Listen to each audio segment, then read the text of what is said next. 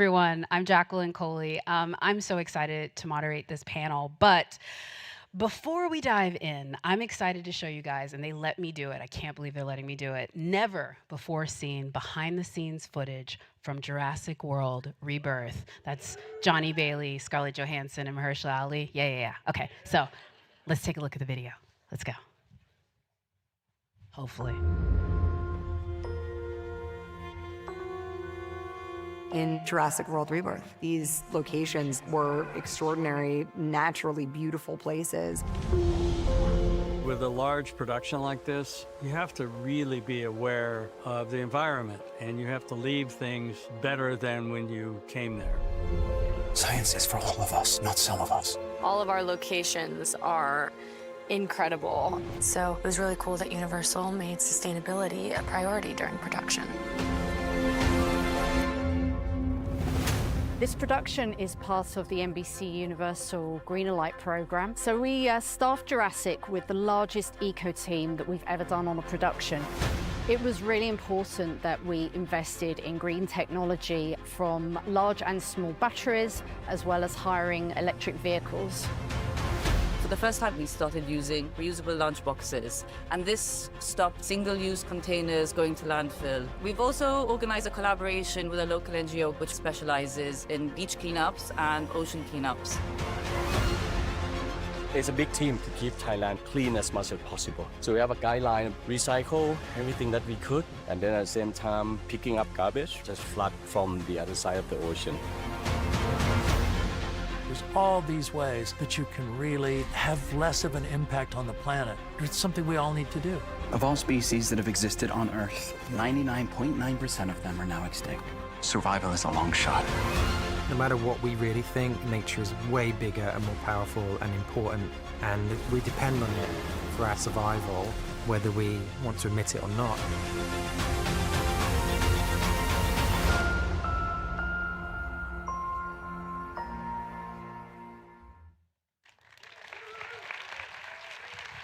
That's pretty dope. Y'all are gonna see that in July. I've got your word on it now. Anyway, let's go ahead and bring up our incredible panel from Jurassic World Rebirth. First, we have producer Patrick Crowley, Rebirth cast members Luna Blaise, Audrina Miranda, and Dr. Nathan Smith, paleontologist and director of the Dinosaur Institute at the LA Natural Museum. Thank you. Okay, everyone, thank y'all for being here. Patrick, I'm gonna start with you because as a producer of this movie, first of all, everyone's clamoring to see it. We're very excited about it, but I'd love for you to talk about what audiences can expect with this film. Well, it's a real challenge to do what is essentially the 8th Jurassic movie. There were 7 before this. We made a little small one that was 5 minutes long called The Battle at Big Rock, which we shot in Ireland, which is an incredible movie. But you have this heritage and the legacy, the responsibility of being able to bring to audiences what they're expecting. Because Jurassic World is science fiction, but you want it, the emphasis is on science. Yes, it's fictional. There aren't any dinosaurs that are currently running around, but you really want people to believe that when they see it on the screen that it could have been created.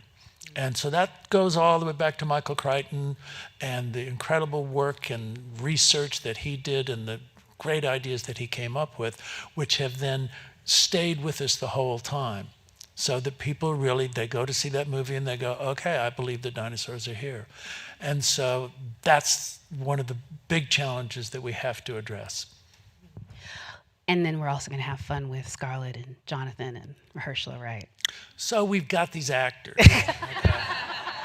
I mean, we're talking science, okay? But no, we've got these actors, and we've got Scarlett, okay, we've got Mahershala Ali, we have Johnny Bailey, we've got Rupert Friend, we have Luna. Audrina, we have Luna, okay? And, you know,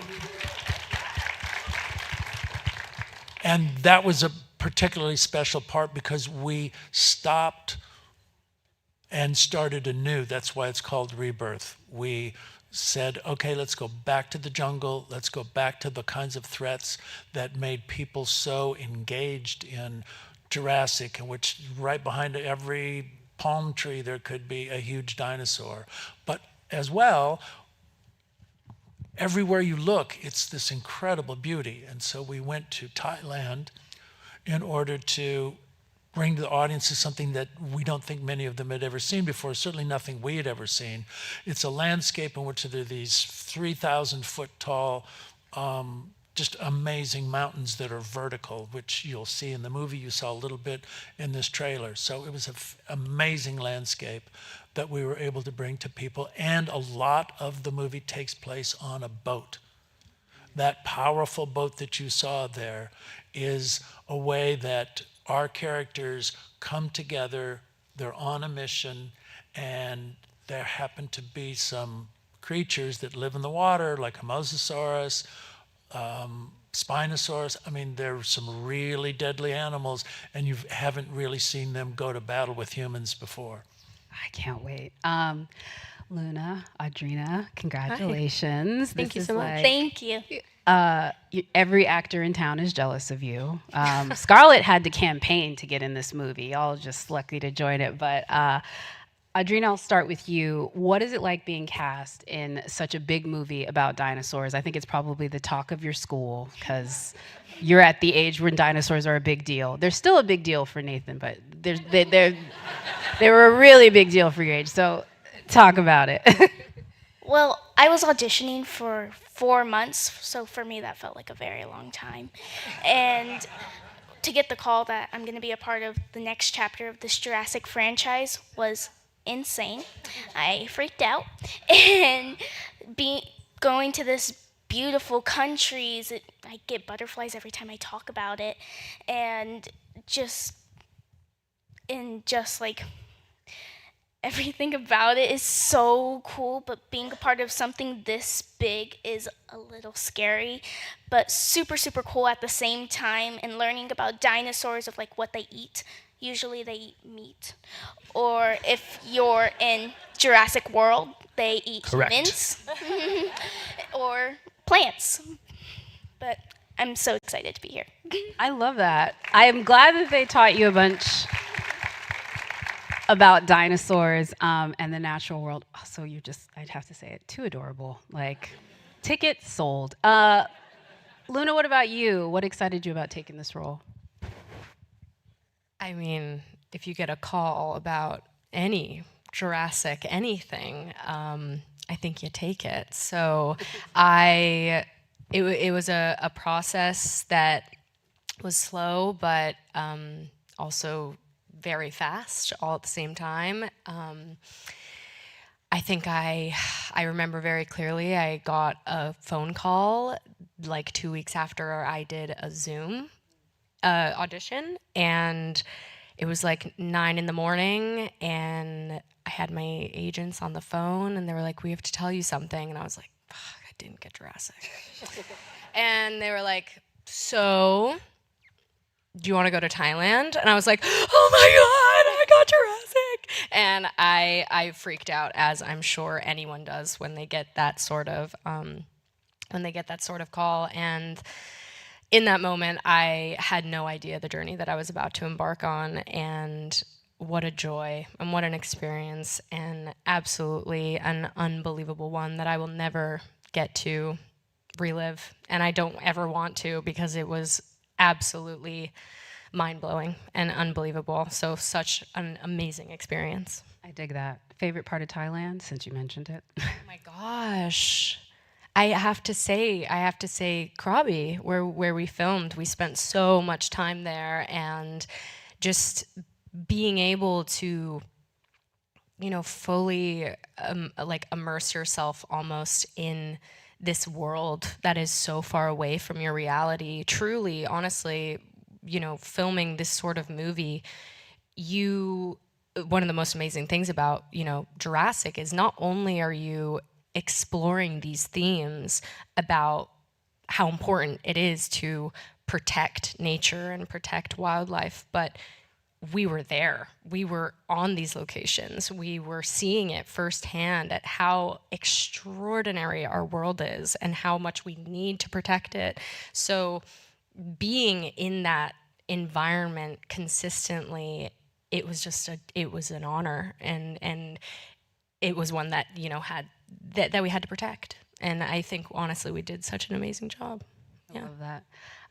Dr. Smith, can I call you Nate? Is that okay? Yeah. Dr. Smith sounds like you're talking to your dentist. Just call me Nate. I want to make sure we know you're credentialed, and I'm going to try to avoid talking about Friends. I really am. But as a paleontologist, I'm sure you're aware, you know, the Jurassic Park movies have really inspired, I think, a generation about dinosaurs, to be curious about them, to be, afraid of them, even though they're not real right now. Can you talk about what is your experience with these movies as somebody that's dedicated his life, literally, to dinosaurs? Yeah, absolutely. I was Audrina's age when the first Jurassic came out, right? And so it really gets credit for reigniting this public fascination with dinosaurs and paleontology. And in addition to that, kind of jump-starting and creating this mini dinosaur renaissance in paleontology. So many of my colleagues got into paleo because of the Jurassic franchise. We're just now starting to reap those dividends of those young students that were fascinated by the films, you know, coming up, becoming faculty members and curators and professors at different places. And now at the Natural History Museum in LA, I get to mentor some of those kids as well and train up those PhD students from the next generation. So it's really, for me, kind of coming full circle, and it's kind of fun getting the chance to see this film because it tells me it's not going to stop, right? We've got people here that are probably inspiring some of the next generation of paleontologists after they go see that movie. I dig that. Also, you're the first paleontologist I've met in real life, which is really kind of cool. We're not handsome like in the movies, so sorry. Beg to differ. Sorry. Man is happily married. His wife is here, but good job. Patrick, sir, the Universal's like, never again. I was here last year, and I did a good job, and they let me come back and do this again. You're doing a great job. Thank you. But one of the films I was here with last year is another film that you produced, which is Twisters. And again, I feel like this team, you guys work with expert consultants on that one to talk about the environmental things, and then you worked with expert consultants about this to talk about the science and the environmental things. Talk about what it is like on a film like Jurassic, pairing those two together on a film like this. Well, you realize how important it is that the audience will engage in your movie primarily because they believe that it can happen. And so you have to set up some kind of a scientific framework, and you go back to the original Jurassic Park and Sam Jackson and people sitting there and people are going, yeah, there's no reason that these dinosaurs we couldn't bring them back to life. And so it's important then that you have people who can technically verify the choices that you're making. And Steven Spielberg was adamant about this, 30 years ago, and still is. And so we've had, Jack Horner was, for 6 Jurassics, he was the technical consultant. And Jack Horner is this wonderful guy. We actually put him in one of the Jurassics, and he's the guy who did amazing dinosaur discoveries in Montana. But if you were sort of saying, well, what did this look like? Because we have to create it. We either have to build it or you have to create it in a digital effect. You need that validation that this is what they could look like. This is how they could move. For example, in this Jurassic, in Rebirth, the T-Rex goes swimming. The T-Rex goes underwater. And Steve Broussat is our technical consultant on this movie, and he was on Dominion, the previous one. And so it was like, Steve, can we do this? Is this possible? And he said, there's absolutely no reason that we couldn't do it. So it's fascinating if he had said no, well, then we would have had to come up with another choice, because we don't ever feel comfortable violating those kind of scientific truths in order to bring it. And one of the ways into this movie for an audience is the character that's played by Johnny Bailey, who's an amazing actor. And he plays Dr. Henry Loomis, who runs, like Nate, he runs a dinosaur, the dinosaur section of a large museum in which people are no longer going to see dinosaurs. He said we had like 5 people all this week. And so what we do is we follow him when these 2 groups of people, one a group of mercenaries led by Scarlett Johansson and Mahershala Ali, and then the other, big pharma company who wants to make billions of dollars off of using dinosaur blood. And they take him along as their scientific advisor because he's the only one who can identify the animals. And it's fascinating to watch him as a scientist, in which for the very first time, he gets to see a dinosaur in the wild. And it's one of the greatest moments in the movie. And, the music score is right out of Jurassic. It's my favorite part. It's my favorite part. It's just so moving, and he's like sitting there and he's crying because he gets to go and touch the leg of a dinosaur that's 80 feet tall. And so because he's a scientist, it engages you in a completely different way. I'm kind of jealous of just the idea of that there was physical dinosaurs that you could touch. I mean, obviously, between the set design and the props and everything that you created. But Audrina, I heard not only were you hanging out with dinosaurs on this incredible movie, you actually became friends with one. And again, Patrick is telling everything, but let's keep you on the good side of Universal. And I'm just going to ask you, can you tell me about how you adopted a dinosaur? Well, she's an alkalops, and she's the cutest thing ever. Like, every time she came on set, everyone wanted to see her because you just wanted to squish her little cheeks. But Audrina got her all the time. Yep. She was always on my shoulder and my backpack, whichever. And I just know we had like this really good bond. Like the first time I met her in Thailand, I knew we were gonna click, and I think we have a lot in common. Like, she likes candy, I like candy. That's pretty set for me. So those were always some of my favorite scenes to film with her, and she's just amazing, and she's cuter on a big screen. Wow. The technology too is y'all made a real dinosaur. Because that's a human thing that you're talking about. That's a sentient being. That's what I'm saying. Yeah. To just add really quickly, the first time that we got to see her, the aqualops, is, I remember, you have these, we're a crew of hundreds and hundreds of people, and you get these big guys, and they're like, oh my God, look at the little, and it's a little animatronic dinosaur, and it is the cutest thing you've ever seen, and it is unbelievably realistic. Yes. Like, and it has emotion. It has its eyes. It's oh my gosh. I think those... The best actor ever. Yeah, truly. Got every cue. Yeah. Digging this. All right. Hopefully Universal's got some toys maybe going too, because I'm really feeling like other people are going to want to take this dinosaur home. Luna, for you, you've already talked a little bit about how being in Thailand really made you feel like we had to sort of protect nature, but a film like this, I feel, showing the beauty of Mother Nature is one side of it, but also the awesomeness and sort of the terrifying nature of it is another part of it. I mean, at the forever motto, nature finds a way. Why do you think it is important that films like this showcase this planet and the animals that we share with it for wider audiences? Well, first, I think that the bigger conversation is that we have environmental responsibility on our shoulders.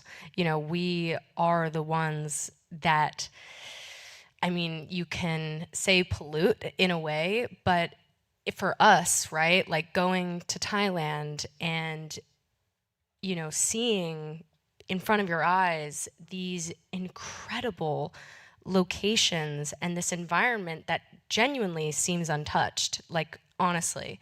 And you're in there with this crew and these actors and these specialists to make sure that everything is in place.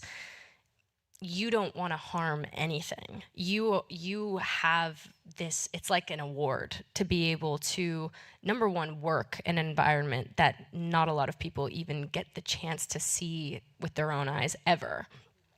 But to be able to have the honor of having that responsibility to film like I said, like you're not only just there's no green screen. You're not seeing us look at a screen and being like, oh my gosh, look around us. No. Like what Pat said, every single moment of this movie, I mean, genuinely, maybe there's maybe like a 5%, less than that, I feel, genuinely. Everything's real. Everything is real. And it makes the responsibility of cherishing this planet so much more deep, because you get to be in Thailand and you're looking at these trees and these waterfalls and these mountains, and you're really truly feeling like you are on an untouched world.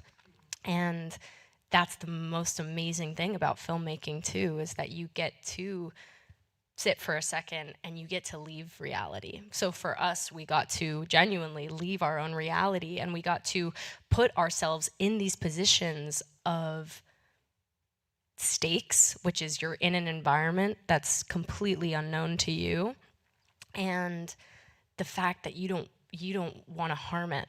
And I think also a very, very key thing to touch on is that the responsibility, the environmental responsibility that we had, especially, like, I keep going back to Thailand because it was a lot of our filming process. We're coming into the locals' communities. So for them, this is their homes, this is their areas, and being able to have their respect and knowing that we can hold the responsibility of coming to your land and doing something abstract, but being able to know that we did a good job, and we respected, and we brought such a fantastical and new idea to their land, and to be able to have that respect is so unbelievable. And it honestly also, you don't want to harm these places because it ensures continued access for the film industry, genuinely. Because if you harm anything in the making of, what's going to continue for you? So one of the biggest thing that I take away from Jurassic is not only did we have an unbelievable time filming this, and we got to be in these locations that were otherworldly, but now, because of the respect that we left, hopefully, I think we did a good job, is that it does ensure the continued access for the film industry to be able to film in these real locations, and know that if you have a sustainable set, nothing can go wrong. I love that. Yeah. And a producer. Yes. And the right production. Yes, I was going to say, and a producer and a production company that makes sure all those things happen. But that's so well said. Thank you for saying that. Nate, sir, I want to bring it to you because when we think about dinosaurs, we have to think about the extinction event that they incurred. Obviously, they're not here with us outside of the magic of movie making.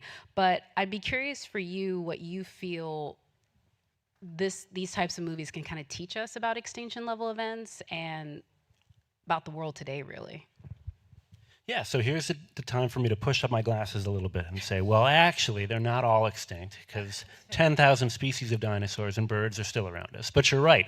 Dinosaurs as a whole, they existed and were around for hundreds of millions of years, and their evolution is kind of bookended by two major mass extinction events, right? And what the movies help show us is that, things get complicated, right? And extinction events in Earth history are like that too. It's rarely, one smoking gun. It's usually the stuff hitting the fan, a bunch of things going wrong in concert that creates this chaos and melee. And that's what happens with major mass extinction events. But those events, and also dinosaurs' evolution, can teach us a lot about what's happening today in our climate crisis, right? Dinosaurs were around for a long period of time. They evolved when the continents were all together, and then when they split apart, they saw sea level rise and drop, climates change, all kinds of crazy stuff. So they're a great system for understanding how life might evolve and change in concert with changes in the earth, changes in climate, right? But more broadly speaking, paleontology is that context that we can draw from to provide more insight into what's happening in the future, right? If we're just talking about the earth, the biota, the plants and animals around us today, we've just got a sample size of one. right? The paleontologist in the movie, Pat notes, makes a really good point of saying, hey, 99.999, I would have added some nines actually, 9999% of life that ever existed is extinct, right? That's our record that we can draw from. We're here in Beverly Hills, so maybe I should make an analogy in money. It's kind of like, right now, our country is embarking on some really interesting changes to our trade policies and tariffs that, for better or worse, probably for worse. If we just have today, the information today to go on, how do we predict how are those policies going to play out in the future? What's going to happen to our economy and other global economies in the future? Well, the way we try and do that is by going to the past, by going to the historical record of what's happened when similar changes have been put in place. We can do that with paleontology and the fossil record. You can do that. I will just watch the videos where you explain it, because that was fascinating. Thank you. Patrick, sir, is there anything that you hope audiences will reflect on after seeing this film regarding our relationships, particularly with nature, the world, but also animals and wildlife? Again, I feel like that's a heartbeat of this entire franchise.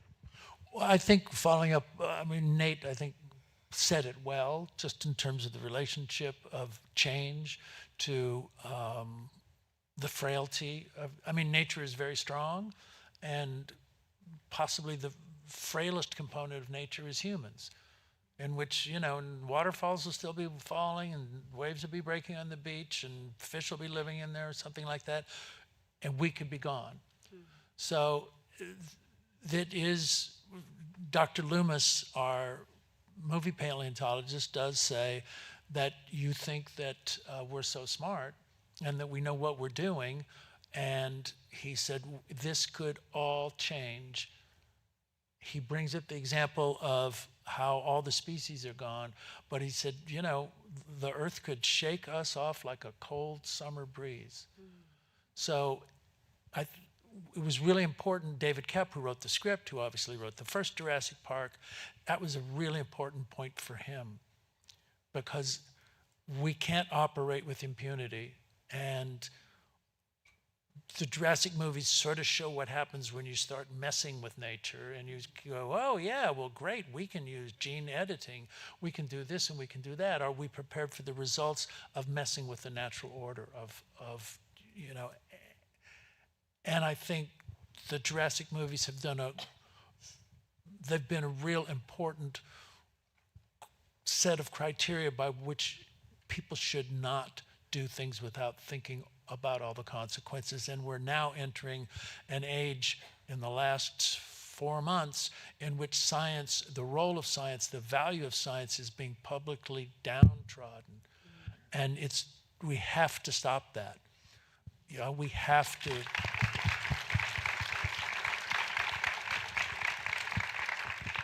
The fact that people like Nate and the people that we dealt with when we were doing Twisters, that's the National Oceanic Aeronautic Administration. They're losing their jobs, okay? And people are sort of going, well, science, that's too expensive and it doesn't actually bring any money in. So let's just abandon that, or let's not fund it anymore. And I don't know if you can derive that from the movie that we just made, but I think it's a really important thing when you think about nature and the value of nature and the preciousness of nature. We can't let it go away. Yeah. The film is called Rebirth, and that's a really, I think, astute and really a beautiful way to put what we're in this difficult moment right now. Nate, I'd be curious if you had sort of what your hopes may be for how this may go, if you could wave a magic wand of aspiration around this moment as far as what people could learn from it. Yeah, well, we've got Pat's right, and his paleontologist that he directed in the film is right, that, humans are kind of a frail component of this ecosystem. But we've got one big advantage over the dinosaurs, right? We do still have the potential to do something about it, right? We can be proactive, and how we lead our lives, what our politics are, the things we advocate for, right? And make changes. We don't have to be passive when it comes to things like the climate crisis. I mean, that's the biggest bit of hope. And, the other hope I have is for, you all inspiring, the next generation of STEM researchers and scientists, folks that I train at the Natural History Museum that are going to be out on the front lines fighting these battles. Appreciate that. I want to give a shout out. There's some Universal people out here. I think I saw Nicole somewhere out there. Is Nicole? Yeah, Nicole Myers over there. We also have Kimberly. And I want to make sure I shout out Kimberly because she's the director of our sustainability and partnerships team. And Greener Light is like her baby in a way that I can't begin to describe. But yes. That video that we saw earlier, Universal is it started Greener Light program, which integrates sustainability across the filmmaking process through development, production, and marketing. That's the whole life cycle of films, kids. But Pat, you did a great thing behind the scenes to reduce your environmental impact and give back to local communities. Can you tell us a little bit about how you partnered with Universal on those efforts? Well, this, I think, the 11th film Universal movie that I've done. Okay, started out with The Bourne Identity and all the Bourne movies, and then this is the 4th Jurassic movie. And so when you see Peter Kramer, who's the president of Universal, up there talking about, the changes that we need to support, Universal has always been collaborative. And the interesting thing is that we didn't realize the impact as movies companies that we were having on the environment and on the workspace and also on teaching people about how to take care of themselves until just a few years ago. Because making movies classically has been incredibly destructive, irresponsible. Like, we're here, we're doing it, we're trashing the thing, put up a dumpster, throw it all in there. Next day, we're across town filming some guy jumping off a bridge, and you sort of go, and you look and you go, well, what about the park that we were just in which, we tore up the grass, or we did this, or we lit a fire here, or we did that. We were terrible. And I remember, I think it was on Charlie's Angels 2 or something, in which we had built this set and we needed to move quickly and put another set in place. And I said, well, then just bring in a bulldozer, a huge set, just bring in a bulldozer. And the bulldozer just gobbled it up and just crushed up this big, beautiful wooden set with steel in it and everything, put it in a dump truck and it went away. Well, we don't do that anymore. And we don't do that anymore because of people like the Universal Group, And if it costs more money to have carpenters come in and disassemble that set and take and store that plywood and the sheet metal and whatever is involved, then Universal is paying for that. It's not free, and your tickets don't cost anymore, but Universal's paying for it, Disney's paying for it, Warner Brothers is paying for it.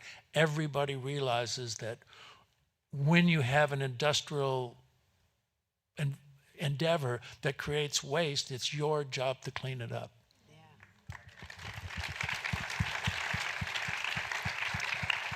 And to put it quite bluntly, that was true for the entire cast. I mean, Audrina, you actually got to participate in a beach cleanup in Malta, and we're going to talk about it. But before we do, we have a video that's going to illustrate that. So let's take a look into that right here. Ah, it's beautiful! Woo! Like so many people my age, I've always been super passionate about protecting our planet, and we're making it happen with our lovely crew. In both Thailand and Malta, Universal put together beach cleaning days in which people would go out and they collected tons of trash that had been on beaches. Here we go. We've organized a collaboration with a local NGO which specializes in beach cleanups and also ocean cleanups. For ghost net recovery, the divers underwater then actually have lift bags with them, and this lifts the net entirely off the reef. We've collected over 150 nets from all these reefs. I think it's just great helping out with all of this trash. It's like Easter to me, where you have to find the eggs. It was just amazing how well everybody worked together to make stuff happen with the common goal of creating something magical. I love that. That is really putting your money where your mouth is, community service and so much. So, Audrina, what was that experience like? I kind of got a gist. And what made you want to join in?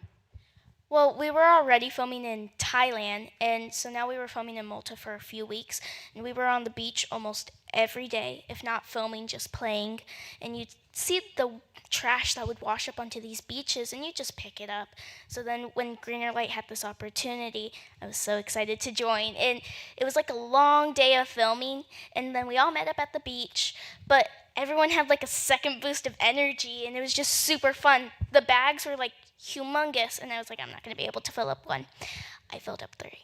And so that was definitely super fun to do, and at the same time, it's just amazing that the production is doing this, and I just would want to leave like Malta better before we came. So it's not just for the visitors, it's for the people who live there.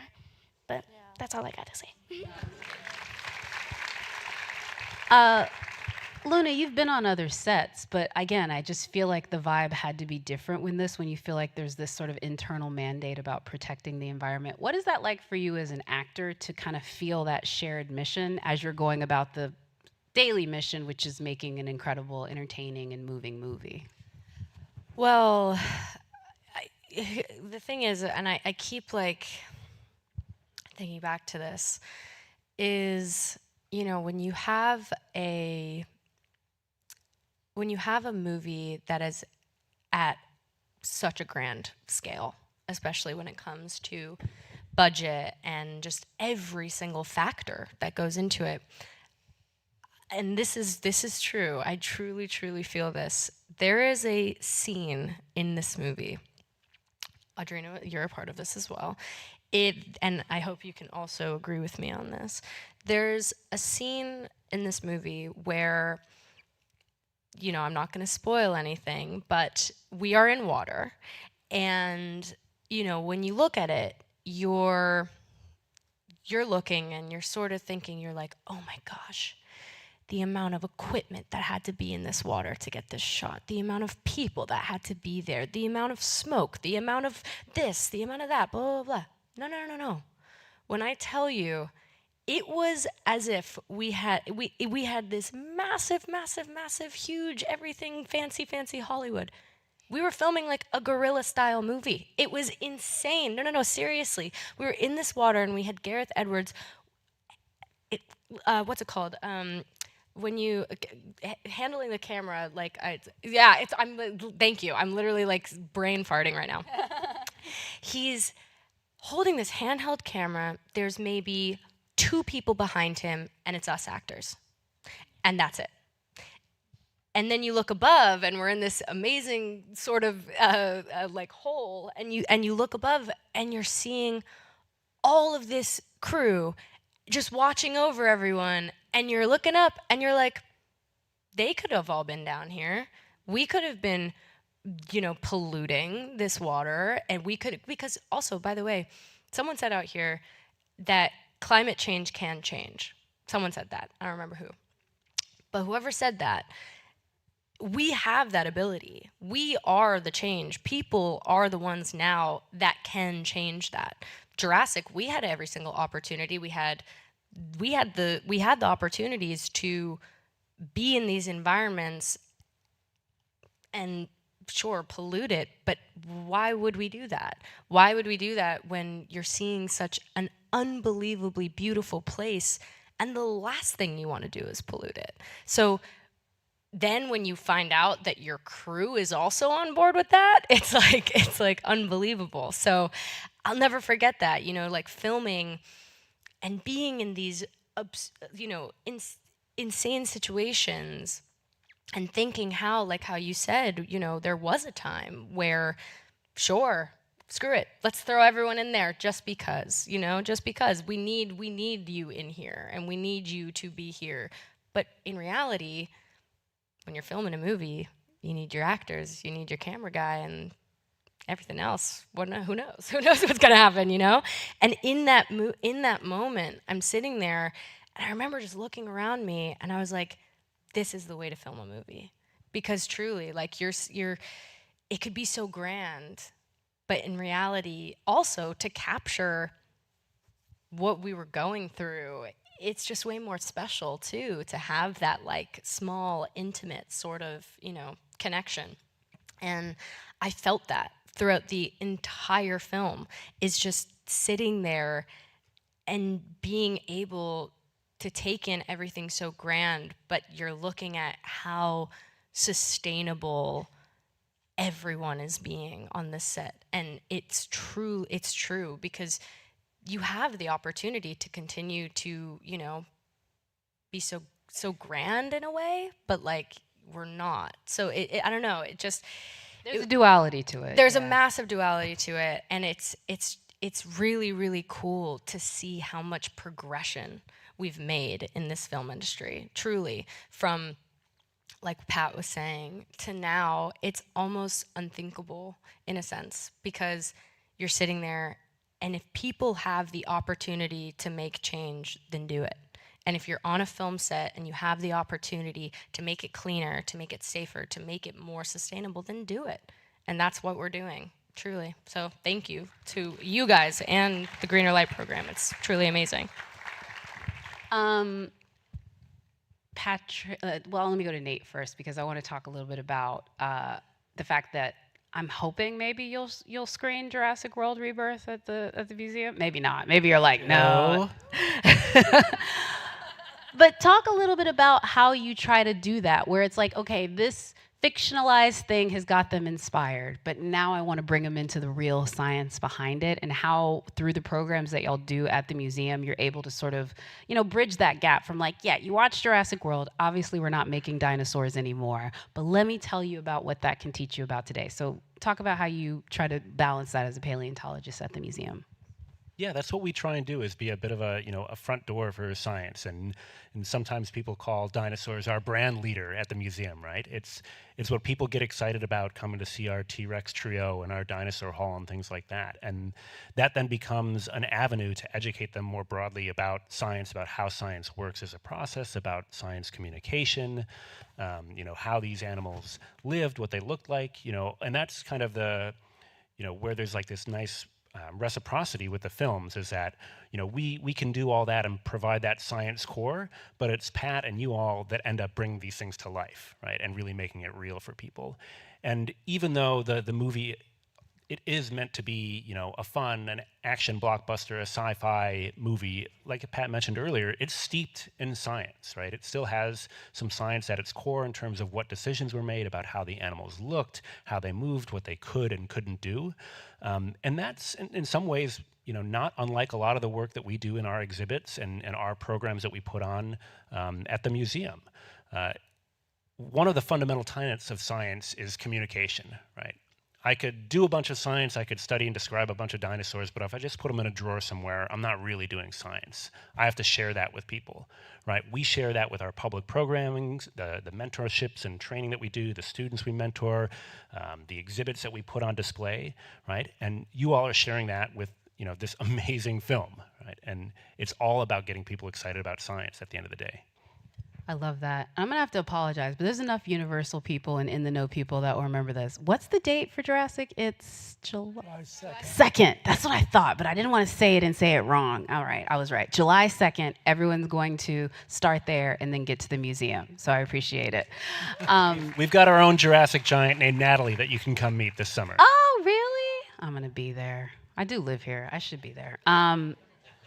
Patrick, sir, I'm going to give you the last word, because you've already made this a part of what you guys are doing with Universal and the productions you've done with Amblin, but I'd be curious for you where you think the role that entertainment can play in this grander sort of thing, because you're already doing it with Greener Light, but I honestly think with a lot of the movies too, like everybody remembers An Inconvenient Truth. There's been so many moments where I think entertainment has helped drive this. Where do you think entertainment can be a part of it, this movement for more sustainability? Well, I think entertainment, just by virtue of the fact that people want to let go of their day-to-day reality. and they're willing to go and spend 2 hours if in a movie theater. They're willing to spend 3 or 4 hours watching streamers, every week, doing things like that. You have a built-in group of people who you can inform, you can shape some of their attitudes, you can bring absolutely new concepts to them, you can take them places where they couldn't financially or physically afford to go to. Think about how many people there are who only know about the world because they've seen it on a screen, and yet those people, whatever country they live in, they're important components in preserving the planet that we're living in. You can't do it just with a whole bunch of people who went to college and live in LA. You have to be able to do it with the people who live in Peru and the people who live in Senegal and the people who live who do it in Thailand. And so I think you have this incredible opportunity and responsibility to be able to share positive values about the world that we live in, the dangers that we face if we're not being responsible, and we can't ignore that. It's good to have, Godfather movies in which people shoot and kill each other all day, but it's also, we do need to have some other movies in which we celebrate, the wonderful place that we live in, the work, the kinds of people who are motivated in order to protect it. And, whether it's a movie about Greenpeace or whatever it is, let's look at some of, let's make heroes out of people who are devoting their lives in order to protecting the planet. Well, I think we've added some disciples to that mission. I know all of you are committed to that. I want to thank the folks at Universal Pictures and, of course, the Hollywood Climate Summit for having me, and our incredible panelists, and all of you for listening. So thank you very much.